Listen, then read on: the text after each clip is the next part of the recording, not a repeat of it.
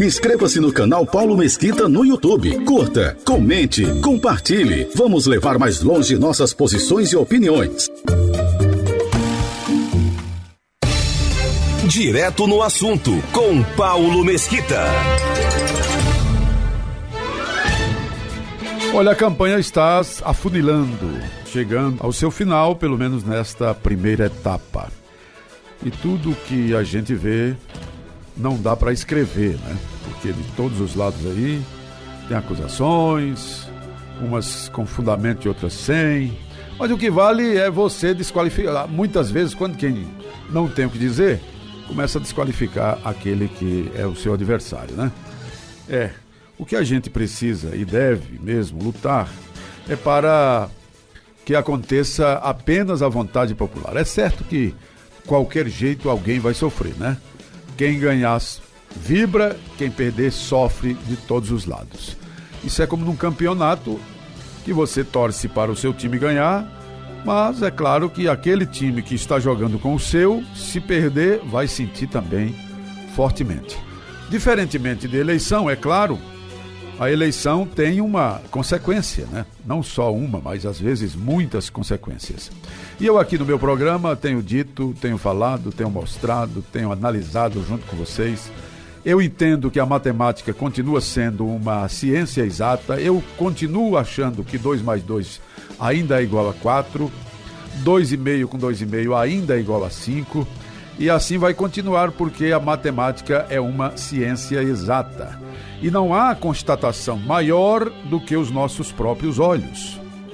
Porque o submundo, aquelas coisas antigas, onde ninguém tem acesso mais a nada, já foi, viu, amigo? Já era. No tempo que nós estamos, da tecnologia, do desenvolvimento, da comunicação e da imagem, onde quem está hoje com o celular na mão tem o mundo ao seu dispor, é muito difícil de alguém dizer assim: olha, o preto é branco, tá entendendo? O preto é branco, e o povo acreditar. Não tem como, né? Até porque, se você acompanhar, e se você tiver um pouquinho de isonomia, você vai perceber como estão as coisas, né? As coisas estão aí, como você está vendo, né? Um lado está sempre em evidência, com onde vai, onde põe o pé, dá sempre aquele ibope, né? Porque o ibope se tornou, é como Xerox, né? O ibope se tornou uma ideia de que é uma pesquisa, mas ibope nem pesquisa não faz mais, viu, amigo? Já mudou. Ele ficou tão politizado, tão nojento, tão cheio de ingresia, que findou desistindo, porque o nome virou um ralo tão grande, virou um material de desconfiança tão grande, que resolveu largar para lá esse negócio de fazer pesquisa. Aí mudou só de nome, né? Hoje, se eu não me engano, é o IPESC, né? IPESC. Então, eu estou falando, demonstrando para você a questão das pesquisas, né? Porque não tem como aquilo que os seus olhos veem ser diferente daquilo que as pesquisas mostram. Eu me lembro aqui, recordando rapidamente para vocês e já seguindo em frente, em 88, aqui na nossa cidade, foi uma eleição muito acirrada, muito apertada. E não tinha, claro, institutos de pesquisas fazendo pesquisa e tal. Não tinha, né? Não tinha realmente. Mas a gente, no jeito mesmo simples de fazer, com o gravador na mão, ia nas feiras, nos comércios, nas movimentações de rua, no povo, no dia a dia, né? Chegava e perguntava na tora: se a eleição fosse hoje, você votava em quem? E aí saía perguntando a esse grupinho aqui, aquele grupinho acolá. Se tivesse um grupo de pessoas conversando, a gente não entrevistava todo mundo, apenas umas 2 ou 3 pessoas dali, depois outro grupo de pessoas ali, e nem saía para os sítios e tal, porque o certo seria isso, para traçar um perfil um pouco mais aproximado. Mas era mais em feira e tal. E mesmo sem uma linha de estatística bem definida, como manda o figurino bem direitinho na estatística, mesmo sem fazer aquele critério normal de como deve ser, traçar o perfil bem direitinho para ver se canaliza o máximo possível de acerto para esta pesquisa, a pesquisa sem dúvida acertou. Porque na época, eu me lembro, e eu fiz várias vezes pesquisa nesse sentido, aliás, não era nem questão de pesquisa, era apenas assim, tipo um levantamento, que não podia nem ser tratado como pesquisa, era tipo uma enquete, né? E eu me lembro muito bem que dava uma vantagem aqui para Bill Fernandes na cidade de Catolé do Rocha. Foi exatamente o que aconteceu na eleição em 88. Foi exatamente isso que aconteceu.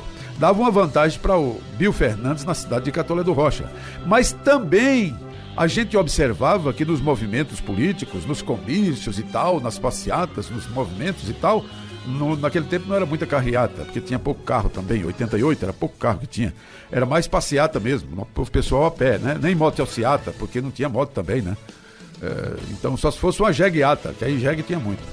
Mas dava um movimento parecido, um movimento tal e qual. O comício de um era com muita gente, o comício do outro com muita gente também e tal. E aí você vai ver que foi exatamente isso que aconteceu. Uma das campanhas mais acirradas de todo o sertão, que foi apenas uma diferença de 37 votos. Olha só. E aí você veja, a gente fazendo uma pesquisa, mesmo sem aquele traçamento legal do perfil, como manda a estatística, a gente acertou. Aí como é que a pesquisa que utiliza a ciência, tudo aquilo que é exigido pela estatística para fazer um demonstrativo aproximado daquilo que é a realidade, está totalmente diferente hoje. Porque se você for para, por exemplo, as movimentações de rua, é de lapada para o candidato presidente, para o candidato que já é presidente. É de lapada, é de diferença extraordinariamente grande. E não sou eu que estou dizendo apenas porque quero dizer, é porque meus olhos estão vendo. Onde ele vai é muito movimento, é muita gente engajada e tal. Quando você vai para as redes sociais, aí é que a coisa desanda mesmo, porque é em torno de 50 milhões de seguidores para 17 milhões do candidato adversário. 50 milhões para 17 milhões. Aí teve lá o 7 de setembro, que é infinitamente demonstrativo de que há uma tendência muito grande de apoio popular. Mostra lá na rua. Tanto é que se o que está na frente, em algumas pesquisas, né, fosse realmente aquilo que está acontecendo, colocar aquele tanto de gente na rua era moleza. Era só chamar o pessoal e colocar na rua. Encher a Esplanada dos Ministérios, encher a Avenida Paulista, encher o Leblon, encher tudo que quisesse, porque está na frente, está muito na frente, ou seja, pela Datafolha, pelo SPESC, por esse Instituto de Pesquisa, está na frente. Mas o que eu vejo, qual é a minha leitura? Naturalmente, a minha leitura é que, baseado nestas análises dos fatos que a gente vê nitidamente, eu percebo, e também na outra ponta tem o Instituto de Pesquisa, é o mesmo instituto ligado aos meios de comunicação que 24 horas tem comentaristas, noticiaristas, jornalistas, todos eles desqualificando o atual governo. Todos eles desqualificando. Não tem nem aquele contraponto para aquele cara que analisa. Não, é todo mundo batendo do mesmo jeito, com a mesma força, com o mesmo malho, só muda algumas palavras. O resto é batendo. Me diga, como é que um instituto ligado a esta mesma rede de notícias pode ter a isenção para fazer uma pesquisa isenta? Eu não vejo como. Eu, cidadão comum, não vejo como. Portanto, não há a menor possibilidade, com toda a segurança, de que estas pesquisas sejam verdadeiras. Essas pesquisas que estão dando aí o candidato desafiante com uma diferença de 15 pontos, de 10 pontos, de 12 pontos na frente. É impossível, baseado em tudo aquilo que a gente analisa. Aí você diz, não, mas o povo está em casa. Não é assim, não. Quem está em casa sai para a rua, isso faz parte da estatística. Quando se tem um grande movimento político na cidade, que bota muita gente na rua, que o povo enche, que faz aquela grande carreata, aquela motociata, aquela não sei o quê, você acha que é porque a pessoa tem voto ou porque não tem? Não, moço, é porque o cara tem. Porque, por exemplo, eu não saio para ir para passeata, nem para carreata, nem para motociata, eu não saio. Mas muita gente sai. Ou seja, é uma estatística também, é um demonstrativo, é um levantamento, é uma base. E quer dizer que os que saíram no 7 de setembro, aquele mar de gente que foi em tudo que foi lugar no Brasil, em cidadezinhas pequenas, por todo que foi lugar, não vale não? Isso não vale como estatística também? Isso não demonstra que o povo tem uma tendência natural de querer o atual presidente? Esta é a minha observação. Sem paixão, pese, meça e calcule e veja que não há a menor possibilidade das pesquisas que estão dando uma diferença para o candidato oposicionista. Não há a menor possibilidade de ser verdadeiro, viu? Você vai ver. Para encerrar tudo, 2 de outubro está logo aí. E outra coisa, você imagina eu falando aqui aquilo que não tenho obrigação de provar. É uma beleza, né? Eu posso inventar, posso dizer, posso fazer o que eu quiser. Se eu não tenho obrigação de provar, então eu posso dizer o que eu quiser. Mesma coisa é pesquisa eleitoral. Eles não têm obrigação de provar, porque eles dizem, se, é uma condição, se a eleição fosse hoje. A questão é que a eleição nem é hoje e nem será amanhã. Você imagina, se for amanhã, eles já dizem, não, mas eu disse que é se fosse ontem. Ou seja, não tem nenhuma responsabilidade em provar, e nem tem como provar, porque é impossível, ele não tem como provar, porque a eleição não é hoje. Ele não tem como provar, entende? Então, no meu entendimento, na minha análise, as pesquisas são utilizadas apenas para forçar uma barra para um lado. Somente, mais nada. Este é o nosso Direto no Assunto. E digo, a verdadeira pesquisa, os partidos têm, viu? Todos os partidos têm. Com seu dinheiro. Eles fazem as pesquisas com o dinheiro deles, não. Com o dinheiro de vocês aí, com o meu, com o seu, com todo mundo.